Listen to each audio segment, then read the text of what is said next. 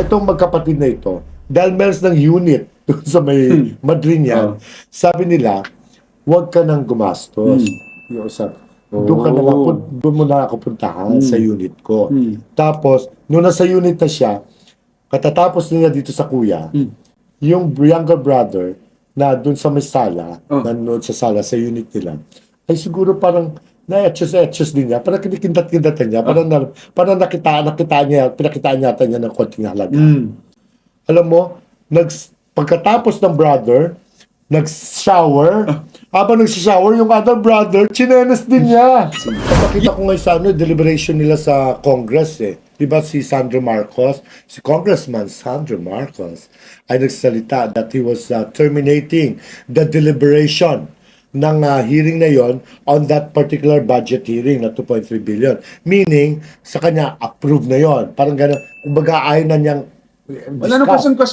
Kasi parang you are deserving of it. Parang ganun parang niya. Ganon. Na parang ang pera ay ganun-ganun lang. Parang hindi pwedeng scrutinize. Yes. Kumbaga, kasi Vice President ka, kung anong inihingi mo, ay nararapat sa'yo, hindi na kailangan question. Respeto na lang ng ganon. Ganon ba yun? Ayun, alam mo, sabi ko, ba't ganun pala sila? Parang ang sakit, no? Para sa ating mga ordinaryong mamamayan. Usapan naman natin ngayon yung mga celebrity dito sa Pilipinas. Na number 1 sa lahat ng mga Magkano nakalagay doon? Medyo malaki na wait lang ha. Parang nasa 100, wait lang ha. 9 billion.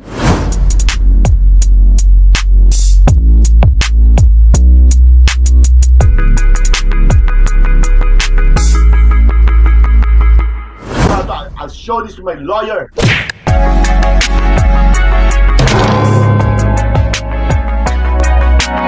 Yay! Energy! Sabi ni Pangko energy, di ba? Isa naman panibagong episode ang ibibigay namin sa inyo dito sa OTD!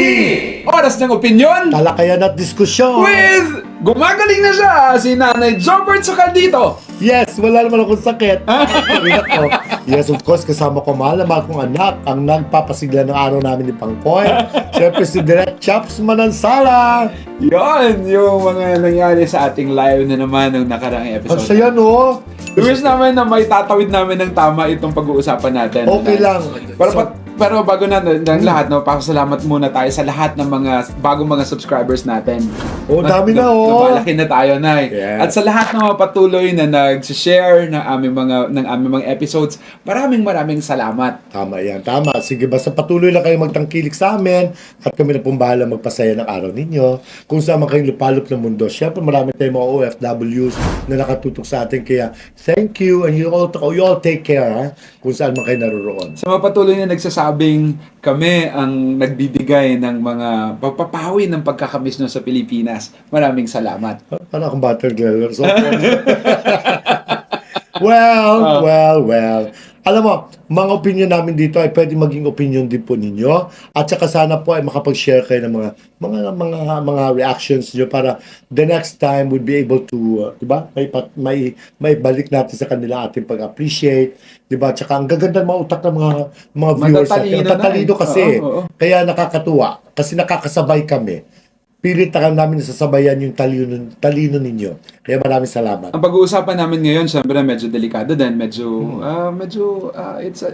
something that people should hear. At sila talaga ang pinaka-latest trending sa atin sa Philippines. Yes. Though napag-usapan na natin ito in the past, in a few episodes. Yeah, isang live natin na. Pero may mga developments Ito po ang This Is It Politics!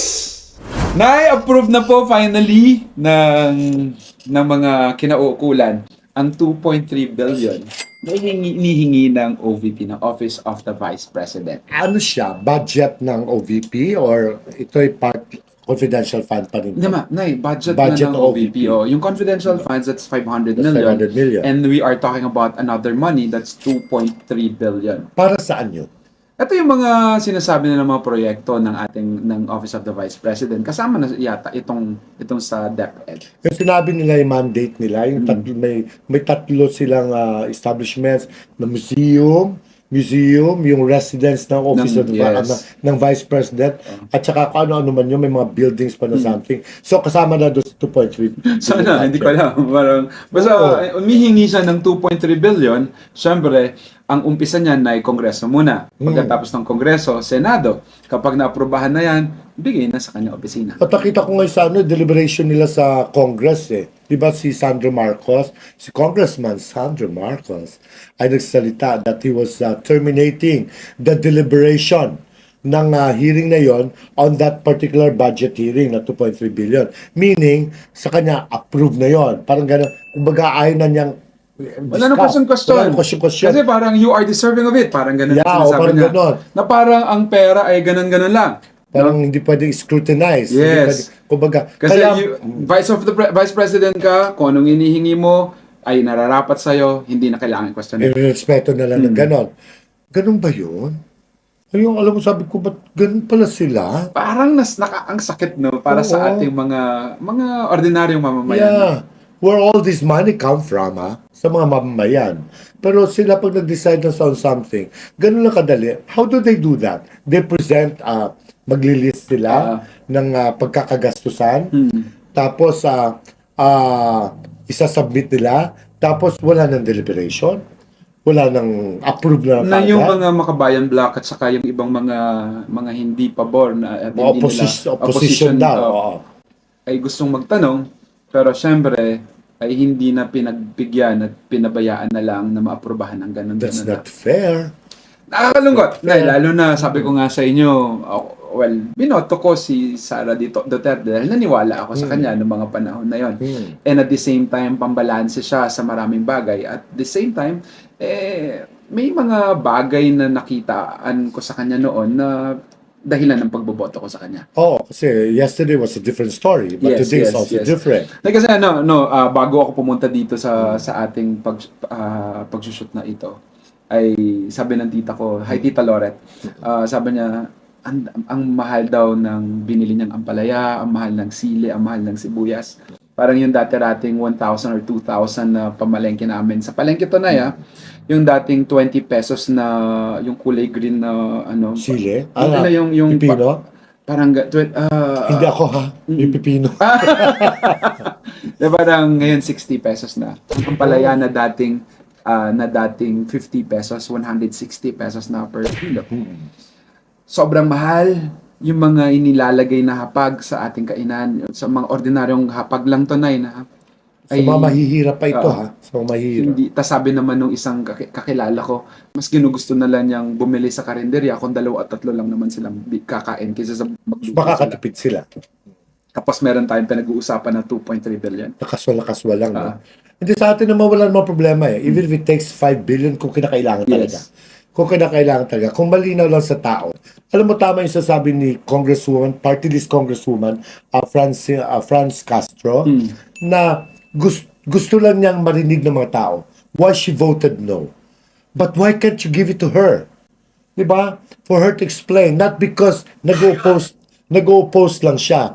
It's not just like that Gusto niya malaman kung saan nanggagaling yung request, kung saan nanggagaling yung dahilan niya, kung anong pinagmulan, kung bakit hindi siya bumoto, para malinaw sa mga tao kung saan ba gagamitin itong pondong ito, ba't ganito kalaki, or baka kulang, malay natin, di ba? Kumbaga, bakit ayaw siyang bigyan ng pagkakataon ng mapaliwanag? Bakit pag nagpapaliwanag ang tao, gusto lang malaman ng totoo, may gusto malaman ng mga ideya, kung paano ito na sa katuparan, bakit binabawalan ninyo? May tinatago ba kayo? Yun lang naman yun may problema ba doon?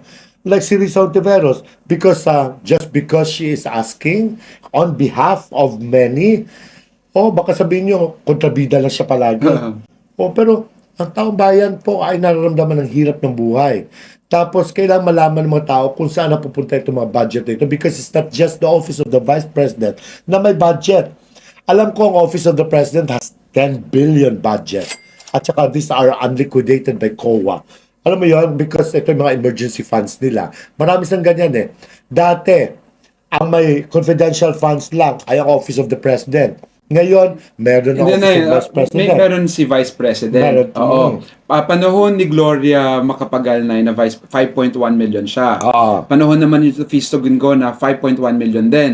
Panahon ni Noli De Castro, meron siyang 6 million per year. Oo. Si Jomar Binay, 6 million. May budget talaga. Yes. Ang OVP. Si Leni Robredo, 0. Mm. Si Ano yun? Sara Confidential Duterte, funds. Confidential funds. Si Sara Duterte ngayon 500 million. Kaya nga eh. Sana pupunta ang perang ito. Alam mo, gusto malaman ng mga tao. So pag may represent sa mga tao like Rizal Ontiveros sa kasi Franz Castro, binabawalan ninyo. At ba't ang bilis-bilis mag-approve to mga members of the Camara, members of the Senate? Because tatakot din kayo, mawalan kayo ng budget. Natatakot din kayo na hindi kayo bibigyan nga ng committee. Di ba nasabi na natin to in the past na kapag kumontra ka, makapag-initan ka ng Pangulo. Kasi sabi nga nila, magkakonsyaba. Konsyaba is the term, ha? Actually, sa isip ko, parang magkakampi, magka-ticket ang Presidente at Vice President. Kung ano request ng Vice President, na-approve ng President. Sino pa ba kukontra dyan? Diba? Ang bilis, kaya bilis-bilis yung mag-approve. Paliwanag nyo naman sa amin bilang si Juan at saka bilang si Maria ng bawat kanto dito kung saan sa Blumentritt, sa San Juan, sa Quezon City. Malaman na namin kung ano ba talagang napapatunguhan ng mga perang ito. Dahil pera ng bayan ito. Hindi nyo naman pera to eh.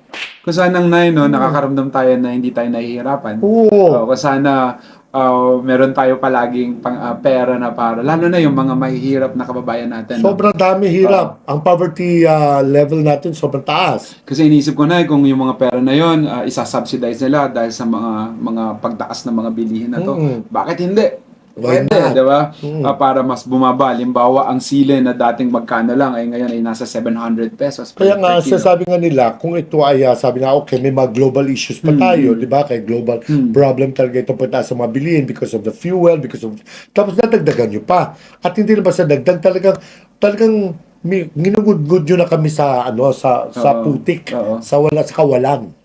Kawawa naman si Pedro. Nakakalungkot. No? Malungkot. Si Juan de la Cruz ay patuloy na naghihirap samantalang yung mga leader natin ay ang lalaki ng mga budget na meron sila. Oo, Diyos ko, ano ba Kasi sinasabi nila walang pera ang Pilipinas pero 2.3 billion is not a joke. Ang pera nasa Senate lang at saka sa Congress. Nandun ang pera. Pagkatiyan nyo na lang yan. Kahit sa Senado na, bigla na lang, ganyan din, di ba? Parang nung ninaprobahan ng ganan-ganan lang din, no? Tsaka mga kaibigan pa natin dyan. Talagang gusto nila. Bigay nyo na yan. Bilang respeto.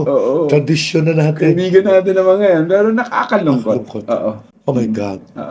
Friend, isipin mo, huwag na kami. Yung iba doon, marami. Maaring may mga manonood sa amin na magtatanong kung sino kami. Bakit kami nagko-question? O bakit tayo nagko-question? Isa po kaming mamamayang Pilipino na nakakaramdam, nakakaranas ng bigat ng buhay ngayon. Diyos ko, ang tanging konsuelo ko na nga lang dahil 62 na ako. At least may discount ako, senior citizen, sa drugstores. Kailangan dala ko ba yung booklet sa mga restaurants, di ba? Maaring na hindi natin alam yung mga totoong proseso kung paano nangyayari ang lahat ng mga legalidad ng ito. Ang tanging na alam lang natin ngayon ay kung ano ang nararamdaman natin bilang mamamayang Pilipino. Basta ako naniniwala ako, there's so much money in politics. Kaya let's all run in politics. Oo, no? Gusto mong yumaman, maging politician ka. No? If you want to become the richest, sorry BBM, be the president. Pero patuloy tayong aasa at patuloy tayong mananalangin na ang lahat ng mga desisyong ginagawa ng lahat ng mga leaders natin ay para sa mas nakararami. I hope naapektuhan pa mga to. Mukhang wala na eh. Dumating na si pandemya, di ba? Parang wala pa rin. Nakakatakot kasi ang balik na eh. Oo naman. Oo. Tsaka, iba yung pagdating ng panahon when we leave this earth. Totoong sinasabi ni, naalala ko lang sinasabi ng nanay ko noong nabubuhay pa siya. Patuloy ka lang magtrabaho dahil hindi mo pwedeng asahan ang gobyerno para gumanda ang buhay mo. Oh. Kaya, as I was saying, let's be good para pagdating ng panahon that when we leave this earth, people will remember the good things that we've done. Kahit isa man lang. Sana isa man lang sa kanila na nanonood sa atin. Meron kaya. Meron kaya. Alam mo, parang nakakawalang tiwala, pero wala tayong magagawa. We're still here to support you, to support your projects.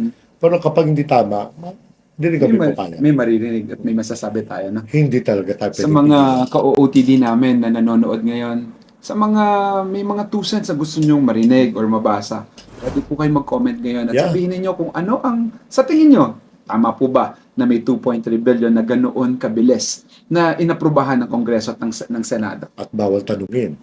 Hmm. Bawal usasayin. Bawal Oo. scrutinize. O di, Na sa tingin ko ay may mali. Sa tingin ni nanay, sobrang mali. ah, Oo. na kahit binoto ko si Sara Duterte. Ayoko na sa kanila. Yun lang po ang aming talakayan at ang aming opinion namin sa mga nangyayari sa mga budget na yan. Ang dami pa budget yan. Diyos ko, ano lang yan? It's just the tip of the iceberg. Bigla nga na di ba? Yung mga budget ng kung sino mga departamento ay humihingi na rin ng confidential funds. Ang dami. Oo. Kasi kailan ba yun? May nakita ko nakita ko sa Google ko. Parang before, the last ones were 16 agencies ang talagang meron nilalaanan ng confidential funds. Kasi hindi lang OVP ha, may mga ahensya pa ha. Ngayon, ang nagre-request, even demands, 28 agencies are demanding na bigyan din sila ng confidential funds. Pero may magsusupervise doon na sinasabi na ibigay na lang yung confidential funds sa mga tamang agencies. Yung mga malaking yung umbrella Yes, agencies. yes. Kasi yung mga maliliit, budget ang kukunin yan, wala naman tatabuin yan eh. Diba? So, kapagod kayo. Disclaimer lang yung binasa ko kanina, nabasa ko lang maaring hindi totoo, maaring totoo, pero sana hindi totoo. No, yung sa confidential funds ng mga dating mga vice presidents. Pwede. Pero sa confidential funds sa 500 million at sa budget hearing na pinasa na 2.3 billion, malaking pera po ito. At sana, nawa, ang opisina ni Vice President na si Sara Duterte ay makatulong at tulungan ang lahat ng mga mamamayan na nasasakupan niya, na nahihirapan. Kami po yun. Kami na mga maliliit na mga tao. Isang malaking question mark yun, ha? Sagutin niyo yun. Yun. Sana. May mangyari. Uy, ha? Panoorin natin yan, ha? Ayun na. Oo. I love you na eh. Gusto ko yan. Oo, dahil nga may mga confidential funds at may mga 2.3 billion, baka... Bato nyo dito. May katuturan pa. Meron po kaming festival ang Hiraya Theater Production. Sa isang ticket po na bibili ninyo ay 3 stage play na original na isinulat po at idinirect ng inyong lingkod. Ang The Frog Prince, Tatlo Buo at Sinadasal. Ang Sinadasal ay inuulit ko ay kwento at sulat ko para sa aking pinakamamahal na ina. Rehearsals pa lang ay nagtutuluan na ang luha namin every time na may mga linya at mga bagay na palaging bumabalik sa akin. At this will be on September 29 and 30 sa St. Joseph College Auditorium. This 1,500 po ang sa September 30 and 1,000 pesos lang po. 2 play na po sa September 29, The Tatlo Buo and The Sinadasal.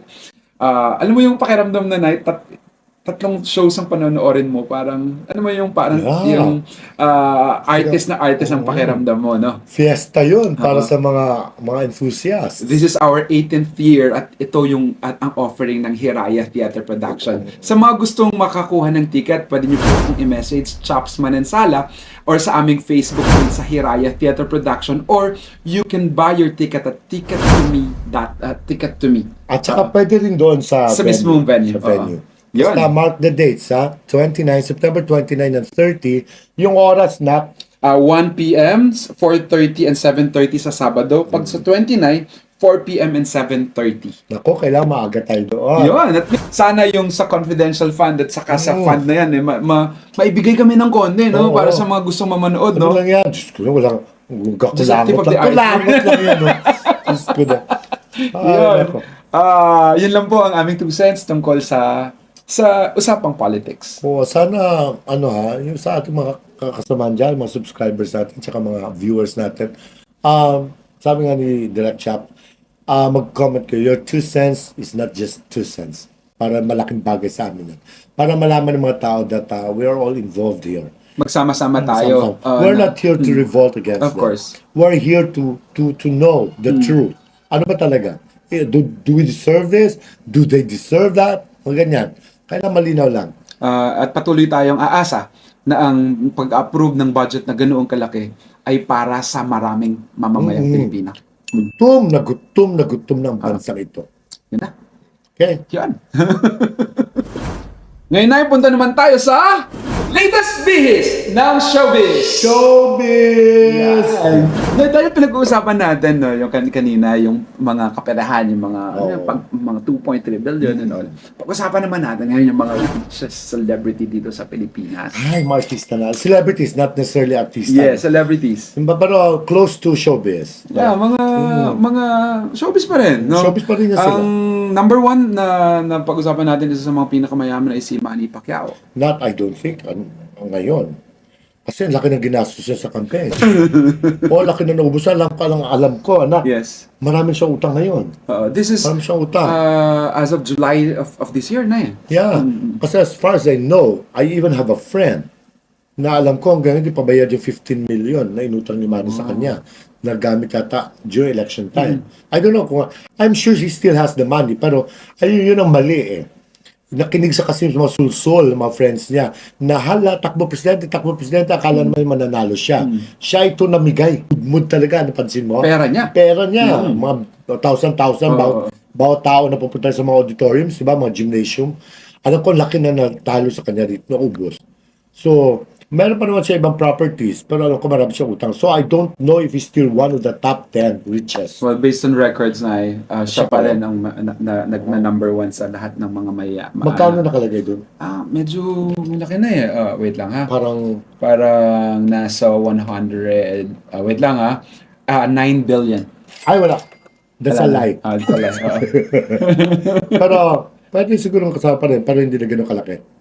Sino-sunod? Sumunod si Sharon Cuneta. I agree. Sa showbiz, isa sa pinakabayaman talaga si Shawi. 1978 pa lang ay nagtatrabaho na si Sharon Cuneta. Meaning, 78, 20 to 44 years. Because she can afford that. She can afford to work before kahit sabihin na at malaking sweldo sa kanya because anak ng Cuneta yan. Anak ng mayor yan. Hindi na ng kanyang Pasay. kasikatan na eh.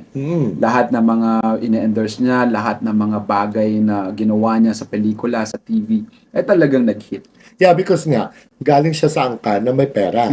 Kumbaga, kasi kung ordinaryo artista, hindi naman, itinayo ang Viva Films, no? Ni Boss Victor Rosario was through the capitalization ng kanyang ama na si the late Mayor Pablo Cuneta. Tapos hanggang sa, hindi ko na alam kung ano arrangement, pinasikat talaga doon si Sharon. At si Sharon, in fairness, is so talented. She has a very nice voice. Tapos Magaling umarte, magaling mag-host, Tsaka, napaka-endearing sa lahat ng mga tao, marunong siya makisama, napaka-sweet, di ba? tsaka consistent ang mga projects niya. Saka na hindi talagang yung mga tao sa paligid niya, memoryado yung pangalan. Ay, Kami namahal talaga siya. Ang susunod na ay si Mr. Willie Revillame. Si Willie still has money. He started his career na sa MTV. Magandang tanghali bayan. Nung umpisa ay talagang struggling lang siya, pero ngayon na Dati drummer yan, sa Birdland. Ang grupo na Agamulaki, mga parang sidekick lang yan eh. Until, alam mo, nag-start ang pera niya, no offense, man, no malice, when he married Princess Punsalan, the daughter of Helen Dela. Because, syempre, ang laki talaga ng pera ni Tita Helen, Princess, di ba? Princess ang panganay. Tapos, kumbaga, syempre, malaking bagay yun para makapag-produce si Willie. Nagamit yung ibang pera doon sa pag-produce yata ni Willie ng TV show. Kasama, may grupo yun sila eh. Tapos hanggang sa kinuha siya ng MTV. So, kumbaga, ang struggles niya was before he married Princess. After marrying, tuloy-tuloy na yun. Nag-MTV na siya, nagwawawi na siya. May pera na siya. Tsaka yung wawawin na talaga. Grabe yung perang binigay sa kanya. Grabe ang opportunity sa kanya. Diyos ko, parang akala mo may-ari siya ng ABS-CBN. Diba? Ang dami ng commercials na personal ng commercials ha. Diretso bulsa yun. As far as I know. Sa kanya lang yun. And he deserves that. Yeah. Kapag-trabaho naman niya yun. At saka malaki din man pasok ng pera sa ABS Tapos after that, he moved out kasi diba, tsugi siya. Tapos napunta siya sa... controversial pa yung dalawa. Oo. Kaya siya tsugi. Joke lang. labas ako doon. First day lang kami nagkagulo. Second day, kaaway niya, istasyon dito ako. Tapos lumipat sa TV5, nag-GMA, napunta siya kayo sa channel ni Villar. Tapos ngayon, wala. Pero may pera pa rin siya. May pera pa rin siya, pero hindi na gano'ng kalaki. Wala na masyadong pumapasok as compared dati. Labas na labas. Pumapasok. Labas na labas. Labas na labas sa Soler. Joke lang. Sunod na si Miss Vilma Santos. Yes. Yan. She's very rich. Yung lola mo. From Gusto madstad dyan, ha? Nung wala pa siya sa politics. Kaya sabi sa iyo, marami pera sa politics talaga eh. No malice. With malice, or what? Sad sa TV. As in, nagkapatong-patong nagkahanabol ng biyayaan. Yan, naubos ang pera. Na-mismanage ang pera niya ng kanyang Kasi parents. 9 years old pa lang ay nag-artista na siya. At ang dami talaga ng pera. Nakapagtayo siya ng production, ng movie production. Tapos yung na-mismanage yung pera niya until sumadsad siya. Until nakapasok na siya sa politics when she married Recto. So she was the star for all season. Pero wala naman siyang datong that time. Oo, kasi magkano naman kinikita sa pelikula. Siyempre, kahit sabi malaki ang talent fee niya, hindi naman araw-araw may pelikula ka. Ayun lang, oo. Siyempre, lalabas Hindi lalabas. kagaya ng may mga noon-time show, no? Yeah. May mga regular, teleserye. oo. Tapos yun, nung mag-politics Never siya nagkaroon ng teleserye, no? I think Parang wala siya. Parang wala. Parang ang appearances lang, guesting lang. Nag-asawa siya at doon na siya tumira sa Lipa. So she started becoming a mayor, congresswoman, governor, mayor, parang ganyan ganyan-ganyan lang eh. At saka, I don't know kung saan nanggaling. Siguro mga projects din nila. Kasi maliit naman ang sweldo ng politiko eh. Pero, 8 years ago, if I'm not mistaken, she was already worth 600 million. Yun ang net worth niya noon pa, ha? That time, matagal na. So, as politician, sabi sa inyo talaga, I don't know kung saan nanggagaling yung mga pera na yan. Wala naman siyang business na napag-alaman natin, ha? Malay mo, baka meron siya doon mga farm. May vlog siya. Baka meron naman siyang kinikita na iba. Oo, pero parang laki talaga kinikita sa politics. Mayor, congressman, governor. Wala akong nakita, bibihira. Siguro, 1% lang ng politiko ang nakitaan ko mahirap. 99%, kapal ng bulsa. So, galing. Basta mayaman isa sa mga pinakamayaman si Vilma Santos. Sobra. At sa nangyari nga sa anak niya na 'di ba kontrobersya si Luis. Oo, na parang na-scam. Nabsuelto na, ha? Nabsuelto na, maraming salamat. At least may mga bagay na kung minsan, sinasabi na mayaman naman ng nanay niya, ganyan. Pero just the same, it's her money, she deserves whatever she has now, di ba? Ang sumunod na ay, Share ka na lang. ang susunod na, Share ka na lang at TV. Ano sa mga pinakamayaman na ay, magugulat ka dito. Sino? Ricky Reyes. Noon pa. Mayaman talaga si Mother Ricky. Ako nagulat ako nang makita ko yung pangalan niya. Siyempre, hindi naman. Pero nakita ko na yung mga businesses niya talaga nag-bloom, nag-blossom, nagpayaman talaga. Si Mother Ricky, pero in fairness kay Mother Ricky, generous yan. Matulungin yan. Lahat sa mga members of the press, sa mga mahirap, may mga foundation yan. Yung isang gunting, isang suklay. Panahon ito ni Ramos, si Ming Ramos. Kasi the first lady was very close to him. At saka kung nagamit man niya ang kanyang affiliation with the top honchos, top politicos, at least tumulong din naman siya. Yan ang maganda kay Mother Ricky. Mayaman talaga yan. Patuloy kang yayaman kapag meron kang ganung klaseng generosity. Genuine. Pero at ngayon, sincere. medyo, nga siya eh. Hindi na nga siya ganun ka-active eh.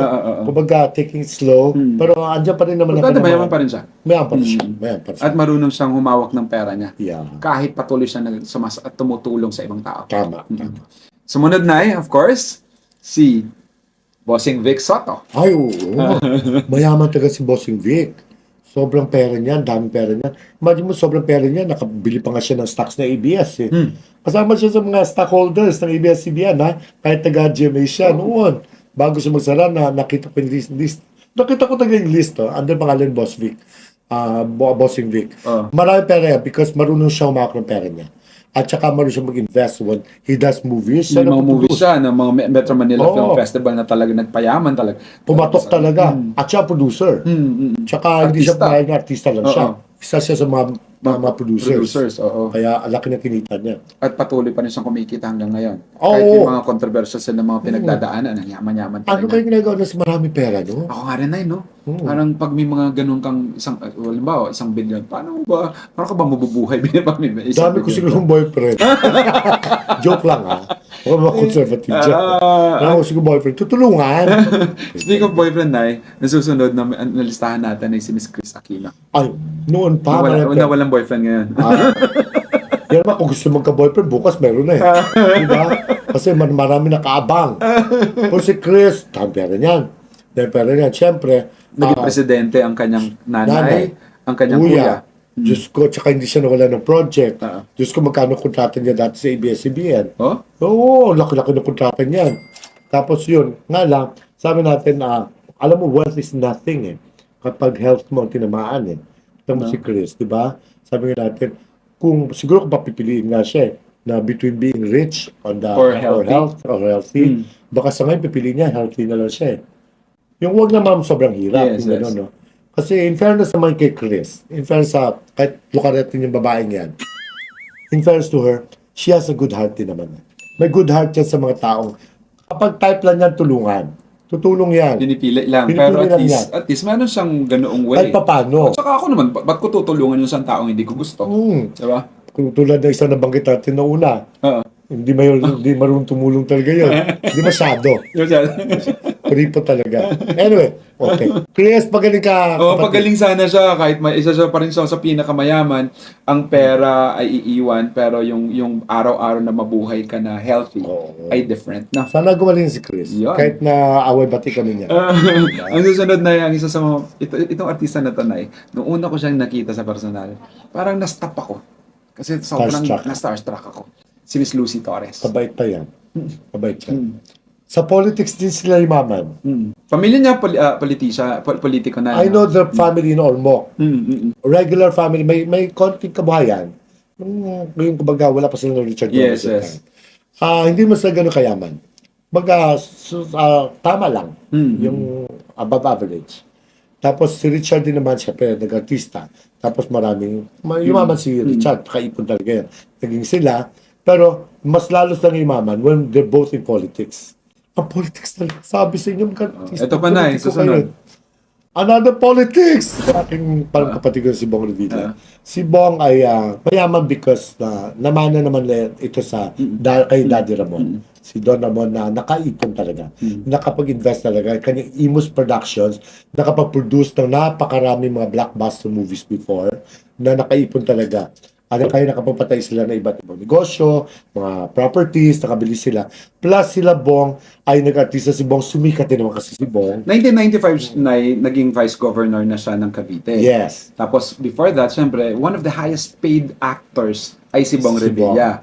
Dahil nga talaga yung sumikat na Ang Panday. Oo. Diba? Kumita talaga mga pelikula At taon-taon sa every Metro Manila Film Fest. Talagang at siyang producer. Yes. Oo. Tsaka si Bong matulungin din yan. Tulungin din yan. Alam mo, ang titignan ko kasi, yung hindi lang basta may pera eh. Yung marunong tumulong. Not necessarily to us sa mga tao na nakita Mga natin. tao Because sa paligid mo, nila. si Bong, eto hindi ko makalimutan. Some of the members of the press, sometimes may ilalapit kay Senator Bong. That time, Senator na siya o Governor. Senator na siya. Na makamag-anak nila, halimbawa, sa hospital, hindi mailabas, hingi sila ng letter sa PCSO, si Bong will assist. Minsan may Personally na. Oo. Minsan may funds ang kanyang office for medication. Talagang bibigay ng pera yun. Tutulong talaga para sa may sakit, pambiling gamot, pambayad sa hospital. That's why I love that family. I love Senator Bong Revilla. Hindi yan makasarili. Kaya, umaman ka man, okay lang. Kasi alam naman natin na maraming natutulungan. At saka yung pera naman nila, sa pamilya nila, ay ang nag-handle niya sila, andeng, sila tutulungan sa mga naiwang kayamanan ng kanilang ama na si Daddy Ramon Revilla. Isa sa mga pinagpipitaga ng senador, si Bong Revilla, na medyo na ako nung mapanood ko ngayon recently lang Kay yung VP. pag-approve niya. Kay VP Sara. Check mo nga, Bong. Kay VP Sara, approve ka kagad. And of Nga course, muna. isa sa mga mayayaman na, pagsamahin na lang natin sila. Si Katniel. Ah, yes. Alam ko, almost a billion na Catherine Bernardo at saka si Daniel. Daniel Kung Padilla. pagsamahin mo yan, billion, mga 1.5 Saka na, billion. isa sila sa mga sumikat pero marunong humawak ng pera nila. Siguro natuto na rin sila sa mga pagkakamali ng mga nakaraang mga artista. The mom of Catherine is very good siguro with handling ng kanyang finances. I saw Catherine when she started sa Mara Clara, wala pa siyang sasakyan, sumasabay lang siya sa service ng ABS-CBN. Napakabait, kasama niya lang palagi nanay niya. Oo. Pero ngayon, grabe, mayaman na sila. At yung pagsamahin na rin natin, Alden Richards at Ming Mendoza as a love team. Kasi on their own respectively, super yaman Alden. I think billion na rin worth niya. Tapos even si Ming on her own. Yes. Di ba? Kasi mga sumikat talaga ito na marunong humawak ng pera. At ang pinakahuli, ang isa pa sa pinakamayaman, Vice Ganda. Si Vice. Because sa dami talaga nakinita ni Vice. Ang dami pa nagsishow pa until now, hindi na napapagod mag-show. Kasi ang ganda ng bayad sa kanya, ang ganda ng office sa kanya. Pag kinuha siya, buo. Yeah, Buong team yan. team, oo. Package yan. Hindi siya lang. At saka mga pelikula niya, mga The Past movies nila, isa sa mga producers. Kaya nga natawag na Unkabogable. Unkabogable. Mga pelikula niya, kahit iba walang kwenta movies, pero kumikita lahat, ha? Oo, pero pambata eh. Oo, pambata niya. Na walang katulad na minsan, matatawa ka na lang kasi naku, tabo sa takilya talaga yun. At isa siya sa producers. Or if not siya ang producer. Na may pinagdadaanan ngayon na sa mabigat. Kahit Sana mayaman, malanag pa sana man. Buti nga, kanila yun ang problema ng pinagdadaanan eh. Napakaraming problema sa labas. Tignan nyo sa labas ha, hindi kayo dapat ma-depress. Sa yaman ni Vice Gandang Nay, sabi nila kahit daw ng 12 days masususpend yung It's Showtime, may tutulungan niya yung mga staff. Oo, kahit isang taon siya masuspend. Araw-araw kumain siya ng porterhouse steak. Hindi siya maubusan. Diyos ko tayo, paano na? Diba? Alam mo na, so yun, so far, mga napakayayaman celebrities sa Pilipinas, especially sa show business, or people affiliated with our business, in our business. Pero patuloy natin sasabihin na kahit mayaman ka, importante pa rin na healthy ka at marangal ang puso at marami kang ginagawa na ikararangal mo para sa ibang tao. Yeah, maging mabuting tao. Yun. Importante yun. Okay. Maraming salamat. Bye. Hoy, ano ba? Ano ba sinasabi? Alam ko na inintay nyo. Ibigay na natin ang blind item! Yun ay. Ano ba yan? Ito palagi ang segment na palagi nilang hinihintay. May bago ka na naman. Eto na. Wait lang. Ano kasing pangalan na ulit? Sorry. Okay. Dalawang gwapong magkapatid na performers. Performers. Singer, dancer, gano'n. Oh, sing and dance. Part-time actor. Diba? Actors. Magkapatid. Plural, kapatid. Gwapo. Gwapo talaga to. Nagkatira sila dyan dati sa isang condominium sa may Quezon City. Oh. Malapit sa Madriñan area. Scout Madriñan. Scout. Malapit sa Marato. Marato. Okay. Tapos, sa isang bar, may nagmamanage sa isang bar dito sa Tomas Morato na bading. Bading, ha? Siyempre, madalas na pumunta doon. Pero hindi alam na pareho. Parang kwento rin ito ng isang dating reporter na hinada ang magkapatid. Ito naman magkapatid din. Gwapo ito. Talagang wala kang itulak kabigin. Halos hawig sila eh. Magkawig, gwapo, tisoy. Ngayon, yung bading na ito, nilalanding na itong dalawa. Yung dalawang ito, pag nalalasing na, buibigay na.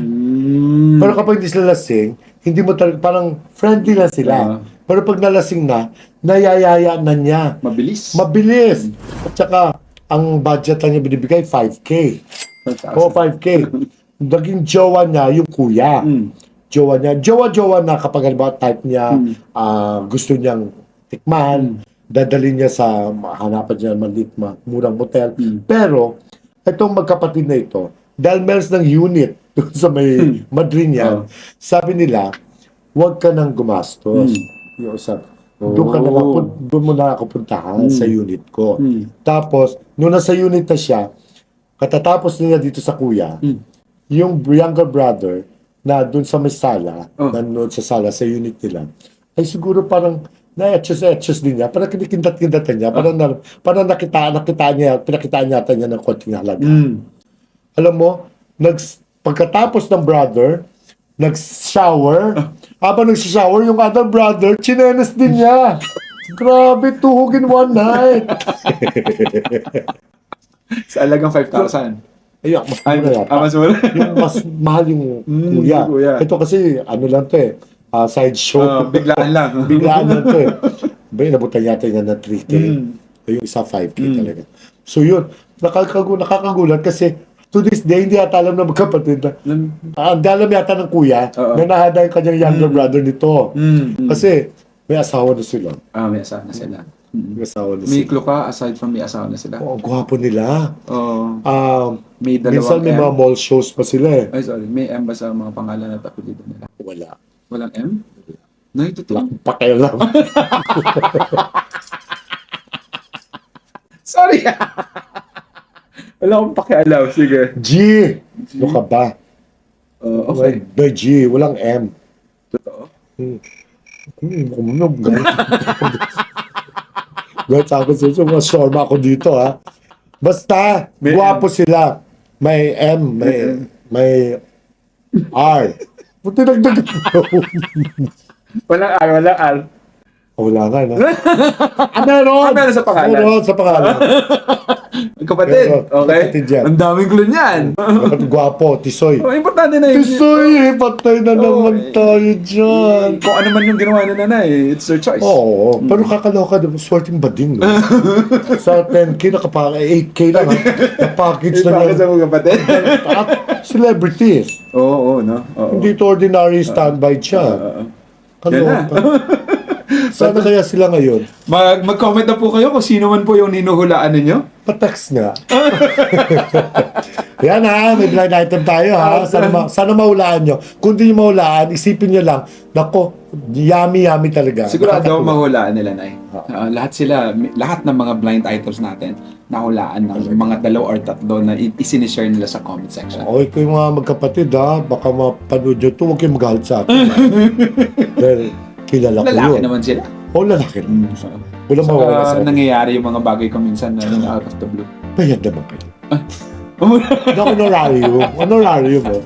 Ayan, okay. Okay. Sige, Of course, sa lahat ng mga nagsishare, maraming salamat. Sa lahat ng mga nag-subscribe ngayon pa lang, maraming salamat po sa pagsasubscribe nyo. Sa mga nanonood lang at hindi pa subscribers, mag-subscribe na po kayo. Lambing lang po namin sa inyo. May FB page po kami. OOTD Jobert and Chops Channel. Ang aming Instagram, OOTD Jobert and Chops Channel. ang aming po yan. TikTok, Ay, Jobert and Chops Channel. ang aming Twitter. Twitter is OOTDJC. Yun. Okay. Patuloy po kayo mag-like, mag-subscribe, at mag-comment sa mga bagay-bagay. Pero this coming September 29 and 30, huwag niyo pong kakalimutan ng aming show, Hiraya Theater Productions Revelry, isang festival. 1,500 ang isang ticket sa 3 play and 1,000 naman sa September 29 na 2 play naman ang panonoodin ng isang ticket.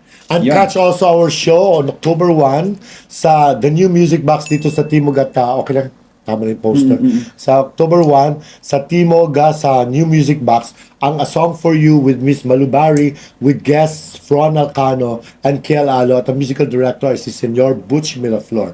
Maraming salamat kay Daddy Doc, Dr. Percival De Leon, Kuya Boy Abunda, Senator Bong Revilla, si Vice Governor na Isabela, si Boji D, at saka sila Annabelle Ledesma, at saka marami pang ibang maraming salamat sa inyong tulong sa suporta sa aming Nobel Project para sa fundraising drive namin for Miss Malubari. Okay? Happy Thank you. birthday pala kay Miss Tita Grace Sawal, kay Miss Alma, ang manager ko sa Celebrity Drip, sa aking kaibigan na si Wesley Tan, kay Ledge Makaspak. Sino ba? Ang dami mga birthday ngayon at lahat ng mga may birthday sa Hiraya Theater Production. Si Miel at ang aking pamangkin na si Mary. Yun. Sa September 30, birthday naman po ng kaibigan ko si Carlo Nazareno ng Chino Hills, California. At saka sa ang aking late dad, October 1, birthday niya. Happy birthday, Dad in Heaven. Yun. Huwag kang bumaba. Ito po ang OOTD! Oras ng opinion Talakayan at diskusyon. with grabe talaga sa mga 2 cents na talagang pakikinggan at makikinig at paniniwalaan. Nanay Jobert Socaldito. Ay, nako, maraming salamat. At napakahusay mo. Sarap mong katandem. My gosh, ayoko na umuwi. Direct chops manansala in the house. Na nagsasabing may kanya-kanya tayo mga pangarap sa buhay. Yung iba gusto nilang yumaman. Yung iba gusto simple lang. Yung iba naman ang tanging dasal nila ay maging healthy ang buhay nila. Kanya-kanya, iba-iba. Pero isa lang sasabihin natin palagi, na patuloy tayong maniniwala na mabait ang Diyos. And to God be the glory. Ako sabihin ko na sa inyo, totoo to coming from my heart. I truly love you. I truly love you, everybody. I truly love you and I always will. Okay? See you and God bless you all. Ha? Bye! Bye! We love you! Subscribe! Yun na. Share. Yun!